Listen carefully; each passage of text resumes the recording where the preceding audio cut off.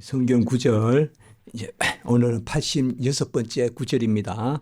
이제 이 부분이 은혜의 방편이다. 이렇게 이제 되어 있는데요. 전체적으로 이 장 제목이 은혜의 방편이라는 것은 교회의 생활을 할 때 교회에서 하나님의 은혜를 베풀어 주시는 그 특별히 우리가 세 가지를 은혜의 방편이라고 합니다. 첫 번째는 말씀, 두 번째는 성례, 그리고 세례 성찬이죠. 그러니까요. 그리고 세 번째는 기도, 이런 것을 은혜의 방편이다 이렇게 합니다. 그러니까 성도가 은혜를 받아 누리는 방편. 그 중에 이제 오늘 말씀이 있습니다. 오늘 말씀의 배경은 바로 부활하신 주님을 이제 엠마오로 가는 제자들이 만납니다. 그러나 예루살렘에서 엠마오까지 이제 약 25리다 이렇게 나오니까 10km입니다. 10km 우리로 하면 그게 이제 제자들이 가는데 이 제자들은 이제 절망에 빠져 있는 겁니다. 그러니까 뭔가 하면 예수가 죽었습니다. 예수가 죽었는데 19절에 보면 24장 19절에 말과 일에 능하신 선지자다. 나사렛 예수. 사실상 하나님의 아들이다 이런 개념을 일단 모릅니다. 이 두 제자가 들었죠. 그러나 그들 안에 고백은 그저 나사렛 예수고 말과 일에 능하신 선지자다. 조금 다르게 이야기하면 랍비다. 조금 다르게 하면 선생이다. 랍비, 선생, 그 정도입니다. 우리를 위하여 죽으신 제사장이다. 그래서 자신을 우리에게 주시는 왕이다. 이런 개념은 아직까지 이들이 모릅니다. 그래서 24장에 계속 예수님께 이제 이야기합니다. 그러니까 예수님이 십자가에 못 박혀 죽으시고, 그런데 이 사람이 이스라엘을 속량할 자라라고 우리가 바랐다는 겁니다. 그런데 이 두 제자가 또 이렇게 예수님께 말씀하는데요. 이 사람이 이스라엘을 속량할 자라고 바랬는데 이 속량이 뭐냐? 우리가 말하는 속량은 제사함을 받고 영생을 얻는 것인데 이 제자들의 말하는 속량이라는 개념은 이스라엘은 사실상 하나님께 속한 것과 세상에 속한 것이 단어들이 대충 겹쳐 있어요. 우리가 주일 예배 때도 보지만 구원하소서 이게 건져달라 말이거든요. 건져달라. 우리는 요새 구원주 예수이란 우리는 금방 영생을 이야기하잖아요. 그러나 이스라엘 백성에게는 현실 언어와 이 언어가 겹쳐 있는 것이 많은데 여기도 마찬가지예요. 속량할 자라고 여겼다. 이 말은 막 우리를 위하여 대속하여 죽음을 죽으시고 그 의로 우리가 구원받아서 영생을 누리고 하는 그런 개념, 뭐 그게 조금은 있을지 모르겠어요, 속량에. 그러나 이 속량이라는 개념은 뭔가 하면 이스라엘을 자유롭게 할 자다 이거예요. 이스라엘을 자유롭게. 로마의 그 압제에서 벗겨내서 이스라엘을 자유롭게 하고 헤롯, 유다 지파도 아닌 그 헤롯 왕을 몰아내고 그럴 줄 알았는데 죽고 예수가 죽고 이제 사흘 때 되니까 시체가 어디 가고 없다. 시체도 없다. 그러니까 이제 안지는 우리에게서 지워지는 거예요. 이거는. 그런 이야기를 제자들이 하고 있어요. 그러니까 이제 이 제자들은 예수님의 죽음의 의미를 전혀 모르고 이 두 제자가 정확하게 누군지 우리는 알 수가 없습니다만은 중요한 제자임에 틀림없어요. 그런데 이 제자들이 그러니까 미련하고 선지자들이 말한 모든 것을 마음에 더디 믿는 자들이여 그리스도가 이런 고난을 받고 영광에 들어가야 할 것이 아니냐. 참 중요한 구절이 나옵니다. 24장 26절에 그리스도가 이런 고난을 받고 자기의 영광에 들어가야 할 것이 아니냐. 여기에 보면 이제 그 헬라어로 데이란 말을 쓰는데요. 그는 당일을 이야기합니다. 그래 해야 된다 이거예요. 그리스도가 우리를 구원하기 위해서는 고난을 받고 영광에 들어가셔야 된다. 영광에 들어가셔야 되는 게 뭘까요? 바로 아버지의 뜻을 이루셔야 된다는 겁니다. 아들이 아버지께 영광을 돌리는 것은 아버지의 뜻을 이루는 겁니다. 그러면 고난을 받고 아버지의 뜻을 이루는 게 뭘까요?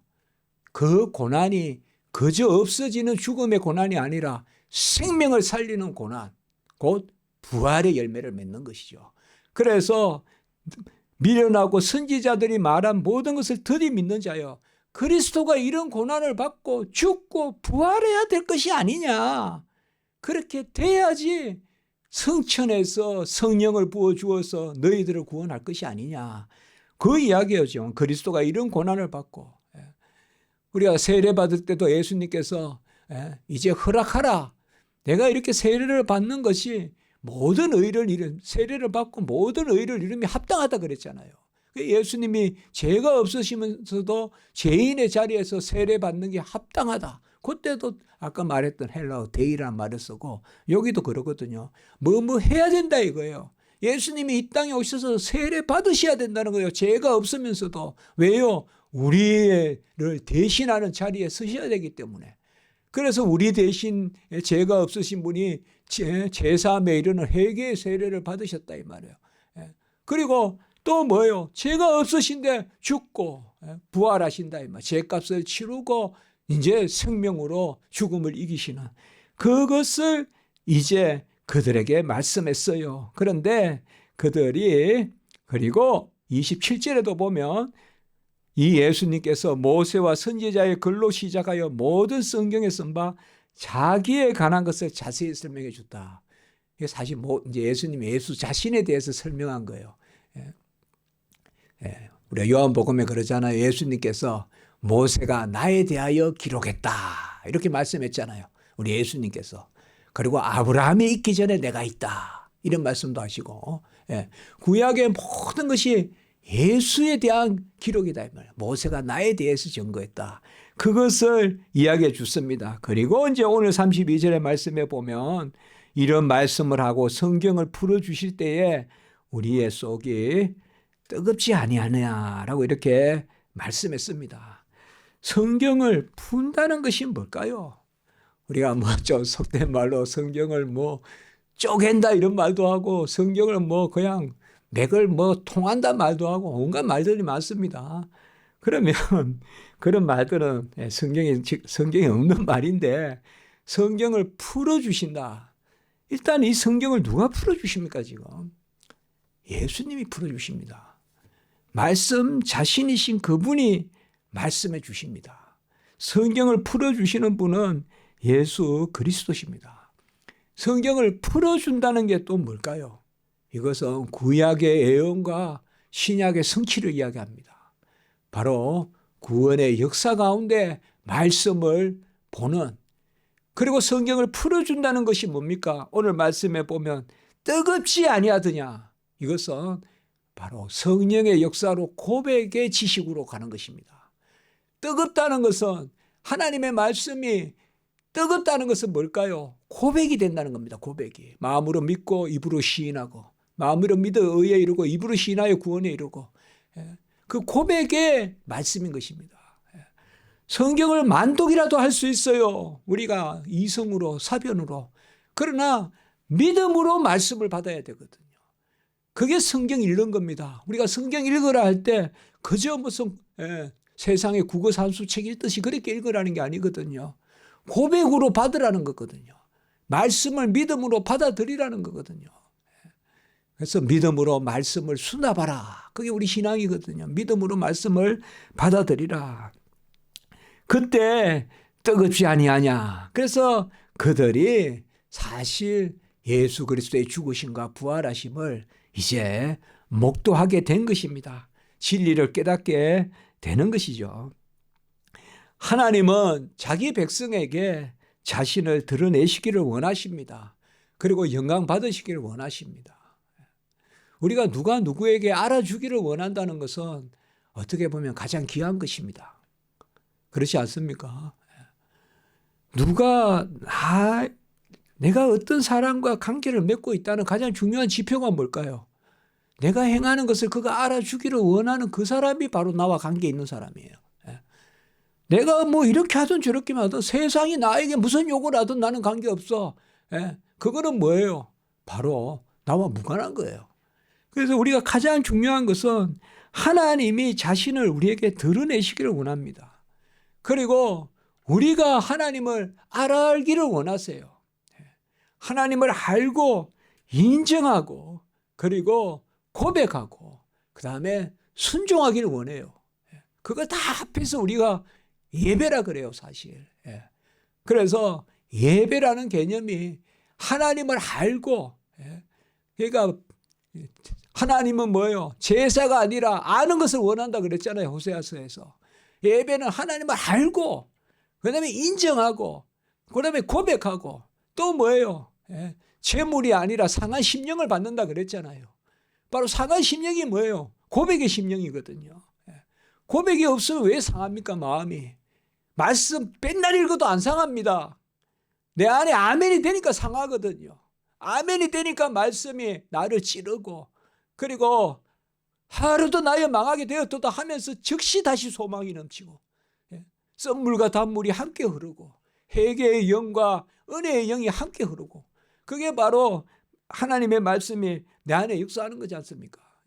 그래서 하나님의 말씀이 우리 안에 들어와서 하나님을 말씀을 우리가 인정하는 거 이제 그것이 사실상 사실 우리 안에 뜨겁다 그 개념이에요. 그래서 성경을 풀어준다는 것은 뭐냐 하면 하나님의 말씀이 내 안에서 역사하고 그래서 여호와를 아는 지식 진리의 계시의 영 지혜와 계시의 영의 역사가 있어서 우리가 하나님의 말씀을 분별하고 진리를 분별하여 부끄러울 것이 없는 일꾼으로 자기 자신을 드리기 힘쓰라. 디모데후서 2장 15절 진리의 말씀을 분별하고 무엇이 옳고 무엇이 그런 것을 분별하고 진리를 분별하고 그 고백으로 나가는 그게 이제 풀어주심이에요. 우리에게. 이 풀어주심은 결국은 뭐예요? 하나님이 하시는 거예요. 우리가 못 풉니다. 사람이 못 풉니다. 먼 사람이 있는데 그 사람 만나면 성경을 잘 풀어준다. 그거 아닙니다. 여러분들. 잘 풀어준다는 게 어디 있습니까? 그저 성령의 역사로 우리 안에 고백이 되는 겁니다. 물론 그러한 어떤 지식을 가르치기는 하죠. 지식을 가르치기는 하지만 풀어준다는 개념은 그렇게 생겨요. 풀어준다는 것은 오늘 뭐예요? 뜨겁다는 말하고 연결이 돼야 돼요. 성경을 풀어준다는 것은 마음이 뜨겁다는 거하고 연결이 돼야 돼요. 마음이 뜨겁다. 우리가 성경을 말씀을 듣다 보면 뜨거울 때가 있어요. 근데 그 뜨겁다는 것도 또 감정으로 뜨거운 게 아니에요. 내 마음에 아멘이 있고 그리고 그 말씀이 우리를 탁 붙든단 말이에요. 안 보여요. 뭐 여기 뭐 나무는 이렇게 막 사방사방 이렇게 해가지고 막 줄을 해가지고 처음에 나무가 뿌리를 내릴 때까지는 이렇게 보니까 여기 우리 아파트에 보니까 해서 심어놓고 이제 막 이렇게 해가지고 나무 하나하나마다 다 해놓고 이제 자라면 어느 날 그게 이제 철거되죠. 뿌리를 내릴 때까지는 이렇게 하는데 사실 우리에게 말씀이 떨어지면요. 안 보여요. 안 보이는데 사방사방 그렇게 지주대가 놓이고 이렇게 막 줄로 당겨가지고 우리를 해서 우리가 자라간다고요. 사실 말씀에. 하루아침에 막 확확 자라고 그러지 않을 거란 말이에요. 하나님이 이렇게 해주시거든요. 근데 그게 안 보여요. 우리에게 안 보이거든요. 그게 뭐예요? 우리 안에 뜨겁다는 개념은 그런 거예요. 바로 뜨거워서 뜨거운 게 아니라 고백하는 거, 아멘하는 거. 바로 그거죠. 그래서 성령의 불의 역사. 불이 붙어서 불이 아니라 성령의 역사. 더러운 것은 태우고 또 조련해내고 빚어내고 담금질하고 그래서 우리 안에 지식을 주는 그것이 바로 하나님의 말씀을 우리에게 풀어준다. 디모데후서 3장 16절 우리가 너무나 잘 아는 말씀입니다. 모든 성경은 하나님의 감동으로 된 것으로 교훈과 책망과 바르게 함과 의로 교육하기에 유익하다. 모든 성경은 하나님의 감동으로 된 것으로 이 하나님의 감동이 바로 성령의 영감입니다. 성령의 영감으로 성령이 후 불어넣어 주셨다는 거예요. 성경 저자들에게. 그래서 그들이 그 말씀을 받아서 기록했다는 것입니다. 그 기록된 말씀을 이제 우리가 어떻게 받느냐? 성령으로 기록된 말씀을 우리가 또 성령으로 받는단 말이에요. 그래서 주도 하나요, 성령도 하나요, 말씀도 하나요, 믿음도 하나요. 아멘. 주도 하나요, 성령도 하나요, 말씀도 하나요, 믿음도 하나요. 그것이 바로 우리 안에 뜨거워지는 것입니다. 말씀이 뜨거워지는 거예요. 말씀이 뜨겁다는 것은 어떻게 뜨거운 게 아니라 가장 엄정하고 가장 어김없고 절대적이고 절대적으로 객관적이고 주관적이지 않고 내 기분에 따라 내가 세모라고 말씀이 세모로 들어오고 내가 네모라고 말씀이 네모로 들어오는 게 아닙니다. 말씀은 말씀의 자리를 만들면서 들어옵니다. 세상 모든 것은 만들어진 형체로 들어오지만 말씀은 형체를 만들면서 들어옵니다. 그래서 우리 안을 변화시켜 내 자신을 변화시키고 제가 전에도 설교했지만 그릇이 있는데 들어오는 게 아니라 그릇을 만들면서 들어옵니다. 긍휼의 그릇이라고 하니까 그릇은 내가 준비하면 거기에 하나님이 채우신다 그렇게 생각할 게 아닙니다. 사실 그릇도 하나님이 마련해 주십니다. 그릇도 하나님이 마련해 주세요. 그릇도 그 그릇을 마련해 주시면서 공간을 마련해 주시면서 말씀이 들어오거든요. 그렇기 때문에 우리가 이 말씀을 받음에 있어서 아까 우리가 계속 주일 오후에 우리가 하지만 자기를 부인하고 사실 한 가지거든요. 제가 지난주 금요일날 설교에 그렇게 했어요. 하나님이 살아계신가 예수님이 날 위해 죽으신가 그것을 우리가 말씀 가운데 믿는 거 그게 성도의 신앙생활이다. 하나님이 살아계시다는 거 사실 뭐 딱 한가해요. 하나님의 살아계심을 믿느냐 안 믿느냐. 하나님이 살아계시고 만물을 주장하시고 감찰하시고 우리의 처음과 끝이 되시고 그 하나님의 살아계심을 믿느냐. 성경은 뭐예요? 사사로이 풀으면 안 돼요. 베드로후서 1장 20에서 21절 성경의 모든 애원은 사사로이 풀 것이 아니요. 아까 말씀을 했죠. 누가 풉니까? 예수님이 풀어주신 거예요. 여기에. 그들이 성경을 풀어준 것은 예수님이 풀어요. 이제 그 예수님이 우리 안에 어떻게 들어오십니까? 보혜사로 오세요. 보혜사 성령이 임하여 예수님이 우리 안에 오세요. 그래서 우리는 이제는 내가 산 것이 아니요 내 안에 그리스도가 사세요. 그래서 그리스도의 영이 임하면 그리스도가 계신 것을 증언한다. 요한복음 15장 26절에 그리스도가 계신 것을 증언하고 또 그리스도가 모든 것을 성령이 모든 것을 가르치고 그리스도께서 말씀하신 것을 생각나게 하고 그리고 진리의 성령이 모든 진리 가운데 우리를 인도하신다. 요한복음 14장 15장 16장 바로 마가 다락방의 말씀 보혜사 성령에 대한 말씀 보혜사 성령이 임하면 예수님이 계신 것을 증언하고 예수님이 말씀하신 것 행하신 것을 기억나게 하고 장래의 일을 알게 하시고 그게 보혜사 성령이 임한 것이거든요. 성령이 풀어주십니다. 그러니까 사사로이 풀으면 안 돼요. 베드로후서 1장 20절 21절 성경의 모든 애언은 사사로이 풀 것이 아니요. 이때 애언은 성경이란 말과 똑같습니다. 애언이라고 하면 애언만 이야기하는 것이 아니라 성경의 모든 애언 그 당시에는 초대교회 때 애언이라는 것을 성경이라는 말 대신 쓰기도 했어요. 그래서 성경의 모든 애언이라 할 때 그냥 성경은 이렇게 생각하시면 돼요. 성경의 모든 말씀은 사사로이 풀 것이 아니요. 이 애언은 사람의 뜻으로 낸 것이 아니니 성령의 감동을 받은 사람들이 하나님께 받아 말한 것이다. 그러니까 사람으로부터 나온 것이 아니니까 사람이 판단해서는 안 된다는 것입니다. 사사로이 풀 것이 아니요 라고 이렇게 이야기했습니다. 그러면 이렇게 한번 제가 말씀드려 볼까요? 우리가 한번 나눠보면 어떨까요? 하나님의 살아계신과 예수님이 날 위해 죽으신과 그리고 그것을 믿는 게 우리의 성도의 신앙의 생활이라면 하나님의 살아계심을 또 예수님이 날 위해 죽으심을 그것을 믿는 것은 필히 한 가지가 있어야 됩니다. 그게 바로 자기 부인입니다. 자기를 부인하는 사람만이 살아계신 하나님을 인정하는 것입니다.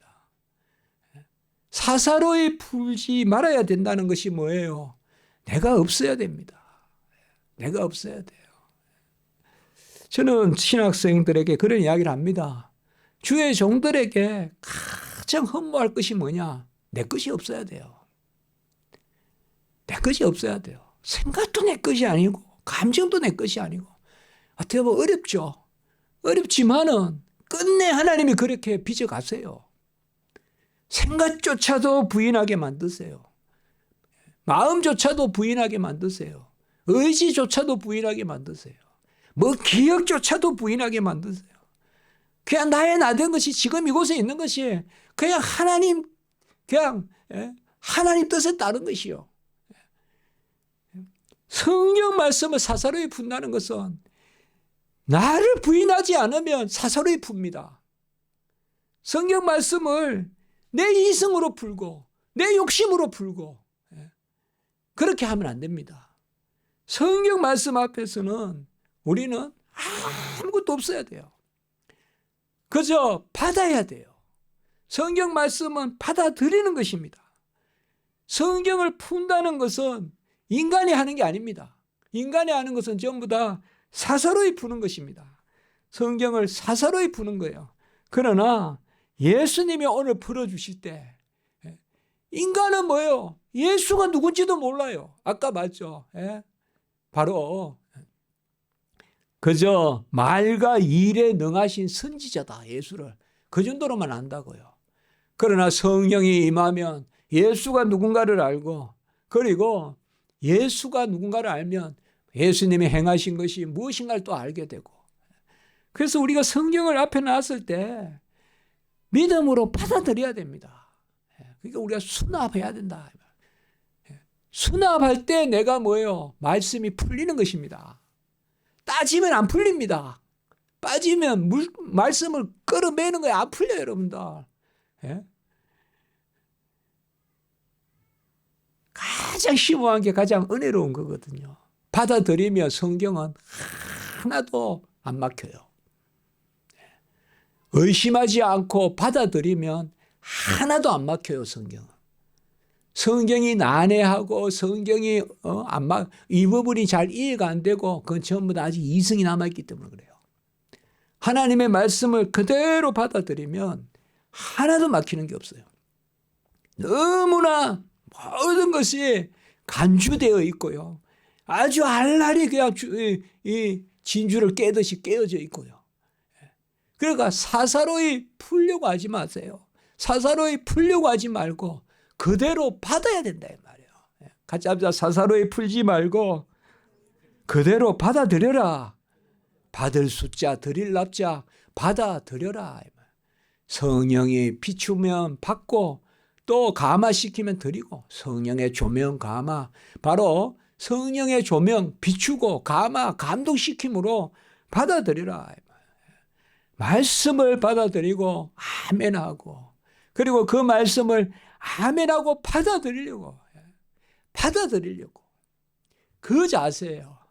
따지려고 성경을 보지 말고 받아들이려고 보라 이 말이에요. 받아들이려고 성경을 보면 우리가 확 열립니다. 확 열려요. 그래서 말씀이 지경을 넓혀주고, 내가 할 수 있다 할 수 없다 보다 하나님의 뜻이라고 먼저 고백하고 나서고, 그래서 할 수 없더라도 하나님의 뜻이면 행하겠나이다 능력 주소서 기도가 나오고, 처음부터 내가 따져서 받아들이면 이건 할 수 있고 저건 할 수 없고, 할 수 있는 것도 좋고 할 수 없는 건 저리 가고, 그러면 이거는 지경이 안 넓어져요. 말씀을 그대로 받아들이고 아멘하고 나 그때 나를 본다고요. 그 아멘에 비추어 나를 보면 사실요, 우리가 따지기 전에 말씀을 받아들이면 따지면 잘 될 것 같죠? 아닙니다. 말씀을 있는 그대로 받아들이면 그때 잘합니다. 그때 잘합니다. 저도 유학 갔을 때 그 생각을 했어요. 따져서 되는 게 아닙니다. 따져서 되는 게 아니에요. 형편을 따지고 뭐 하고 아닙니다. 그냥 최고 교수하고 공부하게 해주십시오. 그러니까 형편이 따라오더라고요. 형편을 따지니까 형편은 악화되고, 형편을 두고 하나님의 뜻을 구하니까, 뭘 해야 되는가를 생각하니까, 돈 많은 사람은 많습니다. 하나님 저를 유학 보내신 게 돈 때문에 보내신 건 아니지 않습니까? 저는 돈에 대한 기도하지 않겠습니다. 그러나 하나님이 저를 유학 보내신 것은 최고 교수하고 공부하라고 보낸 것은 뜻이 있는 줄 믿습니다. 그래서 저는 최고 교수하고 공부하겠습니다. 돈은 모르겠습니다. 그는 기도가 되더라고요. 항상 그 마음을 가지고 있었어요. 그러니까 오히려 돈을 따질 때는 돈이 안 풀려요. 하나님께 맡기고 하나님께 뜻을 같이 합니다. 형편을 헤아리기 전에 뜻을 받아들여라. 하나님의 뜻을 받아들여야 됩니다. 많은 경우에 내가 할 수 없어요. 갈렙과 같이 벌써 연로해요. 그런데 뭐예요? 가장 강한 북송을 남겨두는데 갈렙은 저 부족을 내가 채야 되겠다. 저거 놔두면 안 된다. 그 마음이 이제 드는 거죠. 그래서 이성으로 생각하는 게 아닙니다. 말씀은 아멘 하고 받아들이면요. 다 풀립니다. 다 풀려요. 다 풀려요. 그 최고의 증인 중에 하나가 접니다. 말씀을 있는 그대로 받아들이는 거. 그게 제 책이고 그게 제 기독론 책입니다. 그게 천페이지 넘는 책입니다. 저는 또 지금도 또 그 책을 쓰고 있습니다. 또 계속. 저는 세계교회 생각하고 한국교회 생각하고 그렇게 하고 있습니다. 그게 다른 게 아닙니다. 가장 그게 심오합니다. 말씀을 있는 그대로 말씀을 가감 없이 받아들이고 사사로이 해결하지 말고 데살로니가 후서 2장 10절에 보면요. 말세의 지진의 소식도 있고 여러 가지 처처의 그러한 환란의 소식도 있고 하지만 그것은 시작이 아니라 그랬어요. 뭐가 시작이냐? 배교하는 일이 있다 그랬어요. 말세는 뭐냐 하면 진리로부터 멀어지는 것들이 있다 이거예요. 배교하는 일이 있고 불법의 비밀과 불법한 자가 활동한다라고 이야기했습니다. 마지막 때는 아직까지 자연의 이상 기온이니 그런 것들이 시작이 아니라 시작은 바로 배교하는 것이다. 그래서 데살로니가후서 2장 10절에 보면 진리의 사랑을 받지 아니하여 구원함을 받지 못함이라. 저는 이 말씀이 참 좋습니다. 같이 합니다. 진리의 사랑을 받자. 진리의 사랑을 받자. 하나님의 말씀에 올바른 그 사랑을 받자. 다시 말씀드리지만 언제나 저는 나무를 보면 진리라고 생각해요. 그 자리에 탁 뿌리를 내고 서 있는 거 저게 진리지 않습니까? 여기 가고 저기 가고 하는 게 아니라 다 버티고 있는 그게 진리거든요. 그러면 아무 일도 안 일어날 것 같아도 확 열매를 맺거든요.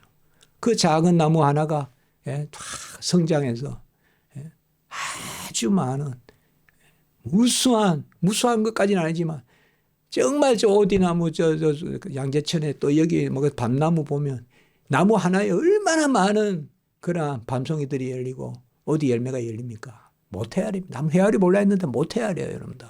생각보다 많습니다. 확 열리거든요. 그게 뭐의 산물입니까? 진리의 산물입니다. 진리의 산물이. 비진리는 제로입니다. 있는 것도 없어집니다. 그러나 진리는 열매를 맺습니다. 확 자랍니다. 저는 그런 마음으로 기도합니다. 그런 마음으로 우리 십자가 지기 사용되게 해달라고 저는 기도합니다. 하나님 앞에 그렇게 기도합니다. 우리가 어떻게 사용될지 몰라도 이 시대에 새로운 부흥이 필요합니다. 말씀의 부흥이 필요합니다. 사사로이 푸는 것이 아니라 말씀을 진정 제대로 풀어서 성령이 풀어주시고 그리스도가 풀어주시는 그 말씀을 우리가 나누는 그러한 엠마오로 가는 두 제자가 진리로 바뀌어졌듯이 우리도 진리로 바뀌어져야 됩니다. 교회가 진리를 놓치면 결코 부흥이 없습니다. 2000년 역사가 말해주고 있습니다. 진리의 사랑을 받는 자들이 그 자들이 부흥의 주역이 되는 것입니다. 우리가 진리의 사랑을 받자. 하나님의 말씀의 진리. 이번에 신학교에서 김요셉 교수님이란 분이 설교를 하셨는데 아까 제가 데살로니가후서 인용한 그 구절에서 설교를 했는데 아무것도 말씀 아닙니다. 진리가 어긋나는 것이 말씀입니다. 그래서 꽉 저를 치더라고요. 그 설교를 듣는데 그래. 그리고 그렇구나. 감사하다. 그 생각을 했습니다. 우리가 하나님의 말씀, 교회는 하나님이 지키십니다. 하나님이 주인이십니다.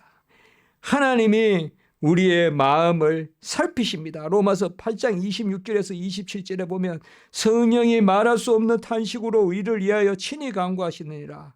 같이 합니다. 마음을 살피시는 이가 마음을 살피십니다. 우리의 마음을 살피시는 이가 우리의 마음을 살피십니다. 그 분이 말씀도 주시고 하십니다. 그러니 우리가 말씀을 받을 때, 읽을 때 내가 읽는다고 하지 말고 나는 내 속의 영이 성경 말씀을 읽어준다. 그렇게 하고 아멘, 아멘 하면 우리 안에서 성경이 풀리고 뜨거워지고 고백되고 그리고 부요함이 있고 그런 은혜가 있을 줄 믿습니다. 기도드리겠습니다. 거룩하고 자비로우신 하나님 아버지, 성령을 주셔서 진리의 영을 주셔서 우리의 마음이 말씀을 받고 뜨겁게 하시니 감사합니다.